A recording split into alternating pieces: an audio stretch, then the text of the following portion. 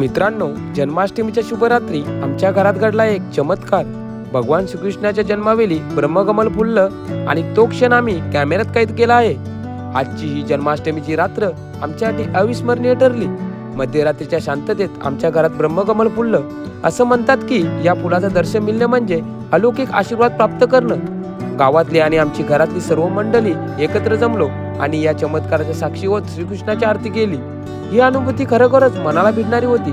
असं वाटले की जणू स्वतः श्रीकृष्णानेच या रात्री आमच्या घरात आगमन केलं आहे। मित्रांनो, जर हा अलौकिक क्षण तुम्हालाही भावला असेल तर माझ्या व्हिडिओला लाईक करा, कमेंट करा आणि जीपी एडिट 2741 यूट्यूब चॅनेलला सबस्क्राईब करायला अजिबात विसरू नका। राधे राधे।